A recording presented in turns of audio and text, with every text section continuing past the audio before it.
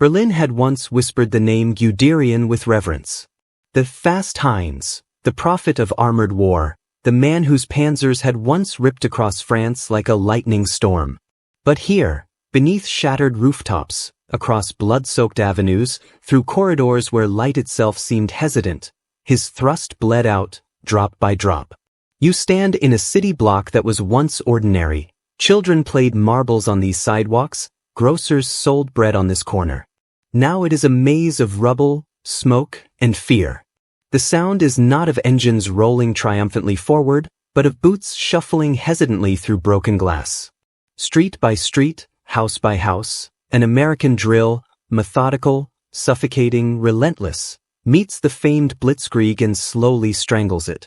You smell the dust of pulverized stone, hear the ragged breath of men crouching behind doorframes, sense the futility in the eyes of German soldiers who once believed no wall could stop them. And yet, walls here do not merely stand. They fight. They bleed armies dry. You are no longer in a sweeping battlefield of tanks and banners. You are inside a slaughterhouse of urban war, where courage collides with inevitability, and even legends like Guderian find their glory unraveling brick by brick. What happens when a lightning war slams into walls that refuse to fall? The legend of Blitzkrieg was built on speed. It was built on the thunder of engines, the shriek of dive bombers, the ruthless precision of armored thrusts slicing through enemy lines before defenders could even draw breath. It was the war of shock, of rapid collapse, of stunned nations watching their defenses crumble within weeks. France had fallen to it. Poland had been dismembered by it. And for years, the name Guderian carried with it the aura of inevitability, the man who made tanks dance, the architect of movement, the one who turned steel into a hurricane. But what if the hurricane slowed? What if the storm that once swept through open fields and countryside now found itself funneled into narrow alleys, suffocated by bricks and mortar, halted by staircases and cellars? Here, in the dying days of World War II, the myth was tested, not in the rolling plains of Europe, but in the labyrinth of streets where every doorway was a fortress and every ruined apartment was a sniper's nest. You can feel it as you walk through this war-torn district. The air hangs heavy with dust. Every few steps, the ground crunches beneath your boots, broken tiles and glass splintering into fragments. A half-destroyed piano leans against a cracked wall, its strings quivering when artillery shakes the earth. In the distance, there is no sweeping roar of tank divisions, just sharp, staccato cracks of rifles, sudden bursts of machine gun fire, and the eerie echo of shouted orders bouncing through ruined stairwells. This is no longer Guderian's battlefield. It is America's drill. The Americans had studied the problem carefully. Street fighting was not about speed, it was about discipline. Not about outpacing the enemy, but outlasting him. Every street was measured. Every building was a puzzle. The doctrine was merciless. Advance by inches, secure every corner, use grenades before you use courage. And above all, never rush. Where Blitzkrieg thrived on momentum, the American street-by-street method thrived on grinding patience. For the German soldier crouched in the shadows, the shock was not immediate, but it was inevitable. They had been trained to fear the encirclement, the sudden thrust of tanks cutting off retreat. But here, they were not swallowed whole. They were eaten alive, room by room. Imagine it, a squad of Germans holding a tenement building, believing their panzer support would smash any assault. Then silence. Minutes stretch into hours. Suddenly, the door below explodes inward, grenades clattering down the stairwell. The smell of burning cordite fills the air. Boots stomp upwards. Americans, helmeted, determined, their rifles steady, move like clockwork. They clear one floor. Then another. Then another. Resistance collapses, not in a wave, but in a slow suffocation. What must it have felt like to a German officer, schooled in the brilliance of maneuver, to watch his men crumble under this suffocating grip? No open fields to exploit. No flanking maneuver to orchestrate. Just the endless grind of walls, windows, and shadows, each one concealing death. The city itself became the enemy. Every ruined tram, every overturned carriage, every cratered road was another barricade against Guderian's dream of movement. His armored thrust, designed to bleed speed into victory, instead bled life into futility. Tanks stalled at intersections choked with rubble. Machine guns that once raked open ground now struggled to find a target among splintered walls. And as American infantry pressed closer, the German advantage of steel withered into irrelevance. But do not mistake this for a simple clash of doctrines. Beneath the rubble, human lives played out stories of horror and endurance. Civilians huddled in basements, praying that the walls would hold. German boys, barely 17, clutched rifles they could hardly carry, their eyes hollow with fear. American soldiers, too, carried the weight of dread, knowing that every doorway could be their last, every window a trap. The city was not only a battlefield, it was a crucible of human will. Pause for a moment and picture yourself as one of those soldiers. You are 21, from Ohio or Kansas, a farm boy turned rifleman. Your hands shake as you adjust your helmet. The sergeant's voice is low but sharp, room by room, don't rush. You grip your rifle tighter, heart pounding so loud it drowns the sounds outside. Ahead of you is a stairwell, dark, narrow, suffocating. The stench of cordite and sweat burns your nose. You don't know what waits above. A sniper? A machine gunner? Or an empty room with shattered glass? Each step feels like it might be your last. Yet you climb. And what of the German soldier upstairs? He hears your boots. He is just as terrified. His rifle barrel trembles as he steadies it against a broken wall. He knows the Americans are coming. He knows his orders are to fight to the last. But in his gut, he also knows the truth. This is not a battle he can win. Not here. Not like this. The great irony was that Heinz Guderian himself, the man who embodied the dream of lightning war, had long since lost control of the very army he once shaped. By 1945, he was chief of the general staff, a commander watching his masterpiece unravel. The panzers that had once carved empires were now skeletons of divisions, scattered, exhausted, stripped of fuel and men. And as American infantry drilled forward, the legend of the Blitzkrieg dissolved into the mud and rubble of reality. But even in despair, desperation breeds fury. The Germans did not simply surrender their streets. They fought with the bitterness of men defending not only ground, but their very survival.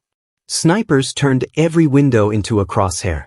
Panzerfausts waited at every corner, their blasts shaking American tanks into fireballs. Civilians, pressed into Volkssturm units, carried rifles older than themselves, stumbling into battles they never wanted. For the Americans, progress was victory measured not in miles, but in doorways. And so the question remains, lingering like smoke in the air, what happens when a doctrine built on speed, terror, and movement collides with an opponent who refuses to be moved? When every street is a trench and every wall bleeds? The answer lies not in the brilliance of one man, not in the roar of tanks, but in the grinding, relentless drill of men who refuse to be stopped. The storm had slowed. And in its slowing, the legend of Blitzkrieg began to die. When the hunter becomes the hunted, who truly controls the battlefield? The myth of the Blitzkrieg was not just about tanks. It was about psychology. The speed. The certainty that once the armored tide rolled forward, nothing could stop it. But in the shattered streets of Europe's cities, that psychology began to crack. For the first time, the hunter felt the weight of being hunted. You can hear it in the silence before a firefight. The German panzer crew, sweating in their steel coffin, waiting at an intersection. Their commander peers through the periscope. The street ahead is deserted. Too deserted. The rubble seems to whisper danger. Every window stares back like an empty eye socket. Somewhere, hidden in those shadows, Americans wait. A bazooka is readied. A rifle barrel rests steady on a shattered windowsill. The hunter, once roaring forward across continents, now waits like prey, trapped by walls that hide death. And this was no accident. The American method was deliberate, born from bitter lessons. In North Africa, they had learned the cost of underestimating the panzer. In Italy, they had endured the agony of Monte Cassino, the grinding misery of house-to-house combat. By the time they reached the heart of Germany, their doctrine had hardened. Street fighting was not improvisation, it was procedure, drilled into every squad, every platoon. Grenades before rifles. Suppression before movement. Cover every angle. Never expose yourself. Never let the enemy choose the moment. Step into the boots of an American infantryman in 1945. The city feels like a trap, but you move anyway. Your squad fans out. One man covers the alley, another checks the door. A flamethrower team lingers behind, the nozzle hissing softly. You know that at any second, the silence could explode. And when it does, you are trained not to panic, not to rush, but to respond with cold, mechanical precision. The Germans may be waiting, but they are no longer dictating. You are. For the German soldier, this reversal was more than tactical. It was existential. They had been told that the American was soft, that he lacked discipline, that he could not match the iron will of the Reich. Yet here, in these streets, it was the German soldier who trembled in the shadows, waiting for the knock on the door that was not a knock at all, but a blast. The Americans advanced not as a flood, but as a tide that never receded, each wave pressing inexorably forward. This transformation was not lost on Guderian. He, the architect of momentum, now sat in headquarters, poring over reports of stalled divisions, shattered morale, fuel shortages that turned panzers into useless hulks. He raged at Hitler, demanded permission to maneuver, to withdraw, to regroup. But Hitler's orders were iron: hold every inch. Fight to the last man. Sacrifice everything. The doctrine of speed had been shackled by a dictator's paranoia, and so Guderian's legacy bled out in alleys and stairwells where tanks could not roll and soldiers could not breathe. But the true horror lay not only in tactics, it lay in humanity. Picture a German teenager, pressed into the Volkssturm, his uniform too large, his rifle too heavy. He crouches in a ruined shop, clutching a Panzerfaust, his knuckles white. He is terrified, not of dying but of failing. He hears footsteps approaching. American voices, steady, calm, moving closer. He takes aim, his breath ragged, but his hands shake so violently that when he fires, the rocket slams into rubble instead of armor. Dust fills his lungs. He coughs, blinded. And then the Americans are upon him. He is no longer the hunter. He is a boy, dragged from shadows, his war already over. And yet, for every collapse, there was defiance. German veterans, hardened by years of fighting, turned cellars into bunkers, gardens into minefields. Snipers became ghosts, striking and vanishing. The Americans, despite their discipline, suffered dearly. Every advance was paid for in blood. The hunter and the hunted blurred, roles reversing by the hour, until the city itself seemed to devour both sides with equal hunger. Still, the tide could not be stopped. The Americans had logistics. They had artillery. They had air dominance. And above all, they had a doctrine that fit the moment. Inch by inch, they pressed forward. Guderian's dream of sweeping armored thrusts crumbled against the grim reality of urban attrition. His tanks, once the terror of Europe, now burned at intersections, carcasses of steel that testified not to speed, but to futility. So ask yourself, when the hunter becomes the hunted, who truly controls the battlefield? Is it the one who fires first, or the one who refuses to yield? In those streets, beneath the ruined facades, the answer became clear. Control did not belong to speed or to firepower alone. It belonged to patience, to procedure, to the men who drilled forward despite the shadows, despite the fear, despite the ghosts of Blitzkrieg haunting every shattered corner. The hunter was bleeding. The hunted was rising. And the battlefield belonged to neither, only to the ruins that swallowed them both. How long can courage outlast inevitability? What happens when men know the war is lost, yet are ordered to fight on? How long can courage, or desperation, hold back the tide of inevitability? These were the questions that hung in the air like smoke over every shattered city block in 1945. For the German soldier crouched behind a barricade of overturned furniture, the answer was bitterly clear. The Reich was collapsing. The once unstoppable Wehrmacht had been beaten back from the gates of Moscow, shattered at Stalingrad, ground down in Normandy. Yet here he was, clutching his rifle, hearing the thunder of American artillery growing nearer. His courage did not come from hope of victory, but from the fear of surrender, from the iron orders that demanded he hold his ground to the last.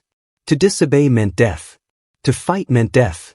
And so he clung to his weapon as though it alone could delay the inevitable. For the Americans advancing through the city, inevitability carried its own weight. They knew they were winning. They could see it in the burning panzers, in the ragged state of the defenders, in the endless stream of prisoners. Yet knowing you are winning does not shield you from fear. Every doorway still threatened death. Every window concealed a rifle barrel. Inevitability did not make the next step safer. It only promised that more steps lay ahead, each one paid for in blood. Picture the scene. An American platoon advances down a ruined avenue, the buildings around them hollow shells. The sergeant halts them. His hand goes up. The men freeze. A sound drifts from the second floor of a collapsed house. Footsteps, faint, but undeniable. The soldiers tense. A machine gun bursts from the window, rattling the street with deadly fire. The Americans dive for cover, bullets chewing through plaster and stone. One man screams, clutching his leg. Another lies still, unmoving. Inevitability does not stop bullets. Inevitability demands sacrifice. The firefight erupts. Grenades arc into the building, their explosions shaking the walls. Smoke pours from the windows. The Americans storm forward, rifles ready, bayonets fixed. They climb the stairs, hearts pounding. Inside, they find the German crew, defiant to the end, their weapon jammed, their eyes blazing with the knowledge that their stand was hopeless but necessary. They fought not to win, but to delay. To bleed the enemy just a little longer. To buy time for a Reich already crumbling to dust. This was the cruel paradox of courage in defeat. The German soldier fought because he was trapped by orders, by fear, by loyalty to comrades. The American soldier fought because he was ordered to advance, to finish the war, to honor the dead left behind. Both sides bled into the same rubble, their courage clashing not in victory, but in survival. And above them all, far from the shattered streets, sat Heinz Guderian. The man who once commanded lightning itself now wrestled with futility. His reports to Hitler grew darker by the day. He begged for retreats that might preserve men and machines. He argued for flexible defense, for rational strategy. But Hitler's paranoia chained him. Not one step back, the Führer commanded, as if words could halt armies. Guderian, the prophet of speed, was forced to watch as his army dissolved in battles where speed was meaningless. His courage, once forged in victory, now outlasted by inevitability. Meanwhile, the Americans perfected their deadly drill. Every block was methodically cleared. Artillery softened resistance. Flamethrowers purged bunkers. Engineers blasted open walls. Step by step, the city was consumed. The inevitability of defeat became a physical presence, pressing down on German defenders, suffocating them as surely as the dust that filled their lungs. And yet still men fought. A sniper held his position until the last shell crushed his perch. A machine gunner fired until his barrel glowed red and shattered. A boy with a Panzerfaust launched his rocket and was buried under the collapsing wall he defended. Their courage was undeniable. But courage cannot stop inevitability. It can only slow it. It can only write stories of defiance into the rubble, stories that would be forgotten by all but those who witnessed them. For the Americans, inevitability brought a different kind of burden. They could see the end approaching, but every day demanded more lives. The men asked themselves, why push into another street, another building, another death, if the Germans will surrender soon anyway? The answer was bitter, because inevitability must be forced. Wars do not end on promises. Wars end on streets choked with rubble, on bodies lying silent in ruined doorways. Inevitability is earned, paid for, and sealed with blood. So how long can courage outlast inevitability? The answer, here, was measured not in weeks or days, but in hours. A handful of men holding a building until the walls collapsed. A squad delaying the enemy for a morning before vanishing into the ruins. Courage flared brightly, desperately, but inevitability burned longer. It consumed everything. And as the smoke thickened, as the streets narrowed, as the Americans pressed forward with their relentless drill, inevitability claimed its victory. Not through glory, not through triumph, but through the slow, grinding death of every stand, every ambush, every desperate act of courage that could not alter the final truth. The Reich was dying. Guderian's vision was broken. The streets ran with blood, but the tide could not be turned. When legends collapse, what remains of those who believed in them? What happens when the myth you lived by, the legend you swore was invincible, crumbles before your very eyes? What happens to the men who once believed, with all their hearts, that Blitzkrieg was unstoppable, only to find themselves trapped in streets where every doorway bleeds and every wall resists? The collapse of legend is not sudden. It is slow, agonizing, a drip of despair that eats away at faith. For German soldiers who had marched behind Guderian's panzers in 1940, the memory of thunderous victory still burned in their minds. They had seen the French crumble in weeks. They had watched the British retreat at Dunkirk, humiliated. They had been told, had believed, that their tanks were not merely weapons but destiny. Blitzkrieg was not just a doctrine. It was a promise that Germany's enemies could never withstand the storm. But here, in 1945, the storm sputtered. The once feared panzers were hulks of steel, stranded for lack of fuel, picked off by American bazookas and artillery. Streets choked with rubble turned armored beasts into immobile targets. Soldiers who had once cheered the roar of engines now listened to the silence of empty fuel tanks. And slowly, dread replaced faith. The legend was gone. Yet men still fought. Some clung to obedience. Orders were orders, and disobedience meant execution. Others clung to loyalty. Comradeship bound them tighter than ideology. A few still believed, even as the world collapsed around them, convinced that some miracle might turn the tide. But most fought out of something darker, the inability to imagine life beyond the legend. If Blitzkrieg had been a promise, its collapse left only a void. Better to die within the myth than live in the emptiness beyond it. For the Americans pressing forward, the collapse of legend was not a triumph free of cost. Every shattered street demanded sacrifice. They could see the desperation in the enemy's eyes. A German sniper, perched high above in a broken bell tower, held his ground until artillery leveled it. A machine gunner pinned down a squad until a flamethrower turned his position into an inferno. These were not men fighting for victory. They were men fighting because their world had already ended, and they had nothing left to lose. Picture a ruined neighborhood. The Americans advance cautiously, rifles raised, boots crunching on debris. Suddenly, from the shadows of a half-collapsed cellar, German fire erupts. Chaos. Men fall, screams echo. The Americans respond with grenades, fire, relentless force. The cellar collapses, burying defenders beneath stone and dust. Silence returns. The squad moves on. But the question lingers, what drove those Germans to stay in that cellar, knowing it was hopeless? Was it courage? Was it madness? Or was it the hollow echo of a legend they could not release?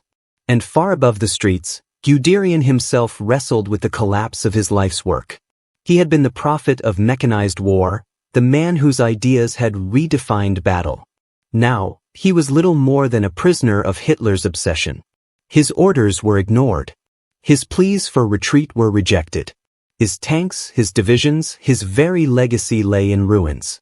He watched as Hitler turned the genius of Blitzkrieg into a suicide pact, demanding that every street be held, every city defended, no matter the cost. For Guderian, the collapse was not only military. It was personal. The legend he had built was dying before his eyes, and he could do nothing to save it. Yet even legends leave shadows. The Americans, grinding forward, could not ignore the ferocity of the defenders. They respected it even as they destroyed it. They whispered of German snipers who seemed to vanish into the ruins, of panzer crews who fought to the last shell, of boys with panzerfausts who charged tanks with suicidal courage. The legend of Blitzkrieg had collapsed, but its ghost haunted every battle, a reminder that myths do not die quietly. So what remains when legends collapse? For the Germans, it was rubble, blood, and despair. For the Americans, it was the heavy knowledge that even in victory, they were fighting men who no longer had a future, only a duty to the ashes of a myth. And the city, the silent witness to it all, stood broken but unyielding. Its streets devoured men. Its walls echoed with the last cries of a legend undone. When the dust settles, what truths survive the rubble? When the smoke clears, when the last rifle shot fades into silence, when the cries of the wounded echo no more, what remains? After years of thunderous victories and humiliating defeats, after streets were drenched with blood and walls toppled into ruin, what truths crawl out from the rubble of a fallen legend? The collapse of Guderian's thrust was not just the failure of an army. It was the death of an idea. The Blitzkrieg that had once terrified Europe was no longer invincible, no longer a storm. In the end, it was swallowed by the city, brick by brick, corner by corner, until its momentum suffocated in the dust. The truth that survived was brutal. No doctrine, no matter how brilliant, could withstand the grinding patience of determined resistance. Speed could not conquer walls. Lightning could not outlast stone. For the Germans, the truth was despair. The empire they had built on speed and terror now lay in ashes. Their soldiers, exhausted and broken, faced the reality that no miracle was coming.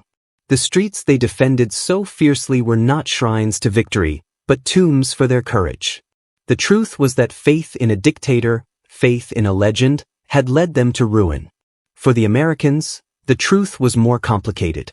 They had won, not with sweeping maneuvers, but with sweat, blood, and relentless discipline. They had ground forward, one doorway at a time, until nothing was left to resist. But victory carried its own scars. They had seen boys turned into soldiers, soldiers turned into corpses. They had learned that inevitability is not glorious. It is exhausting. It demands sacrifice without mercy. The truth they carried was sobering. War is not won in thunderous charges, but in the weary persistence to step into the next room, knowing death might be waiting. And what of Heinz Guderian? The man who had redefined war, who had given the world Blitzkrieg, found himself stripped of his command, dismissed by the very Führer he had once served. He lived to see his legend collapse, to watch the army he built reduced to fragments. His truth was the most bitter of all. Brilliance can be devoured by arrogance, vision destroyed by tyranny. Blitzkrieg had been his gift to Germany, but in Hitler's hands, it became a curse that led his nation to ruin. Walk now through those ruins. The air is still heavy with smoke. The buildings stand as hollow shells. In the silence, you can almost hear the echoes, the tramp of boots, the crack of rifles, the rumble of tanks that once believed themselves unstoppable. And beneath it all, you hear the whispers of men who fought, who bled, who died believing in something that crumbled into dust. So, when the dust settles, what truths survive? That speed alone cannot conquer. That courage without hope is tragedy. That inevitability is merciless. And that legends, no matter how mighty, eventually bleed out when they meet walls that refuse to fall. The city remains. The rubble remembers. And in that silence, the truth of Guderian's thrust lies buried, not in triumph, but in the quiet testimony of streets that turned lightning into ashes.